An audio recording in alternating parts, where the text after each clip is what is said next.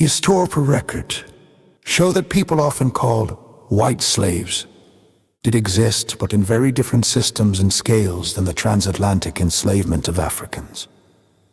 Here is a concise, true narrative built from documented cases of European Christians enslaved in North Africa and bound Europeans in the early American colonies.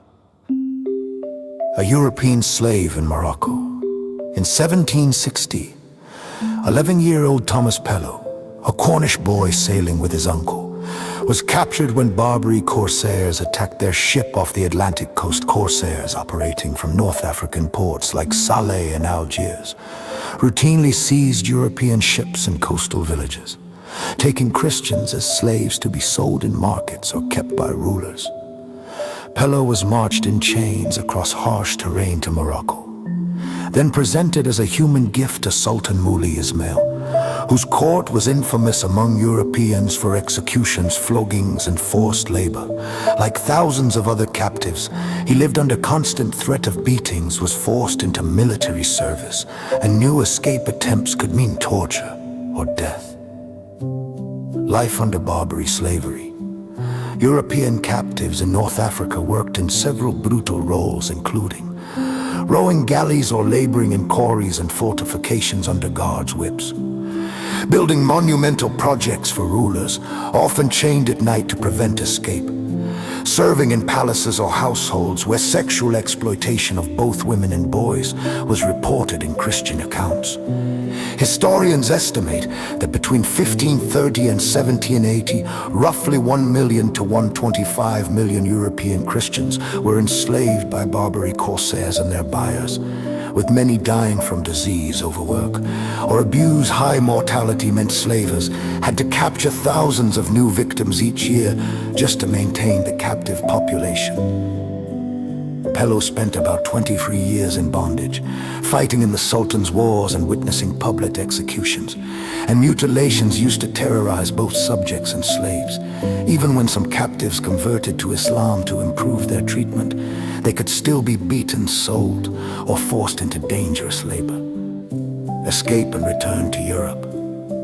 Eventually, after decades of service, Pellow managed to flee Morocco and reach a European ship, joining a small minority of Barbary slaves who escaped or were ransomed. When he returned to England, he struggled to reintegrate, haunted by memories of violence and the loss of his youth to enslavement. His written narrative, published in the 18th century, became one of the best-known first-hand accounts of a European held as a slave in North Africa, revealing that white Christians could be enslaved too, depending entirely on who had power at sea, and on land. Modern historians use his testimony, along with port records and diplomatic correspondence, to reconstruct the wider system that captured so many Europeans along the Mediterranean and Atlantic coasts. Bound whites in early America. While different from chattel slavery, many poor Europeans who went to early English colonies in America entered systems that could become slavery in practice. Desperate men and women, often Irish, English, and Scottish, signed away years of freedom as indentured servants to pay for passage, but harsh conditions meant many died before their terms ended. Servants could be whipped, branded, or have terms extended for infractions, turning temporary servitude into de facto lifetime bondage. Ships carrying Irish and other poor Europeans to the Caribbean packed them into holds in ways described as similar to the transport of Africans, with disease and death common en route.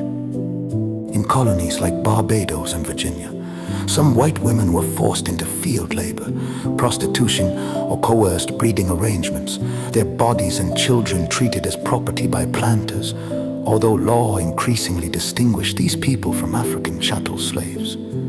Especially after elites deliberately drove a racial wedge to prevent united uprisings, the daily reality for many was violent, degrading, and often fatal.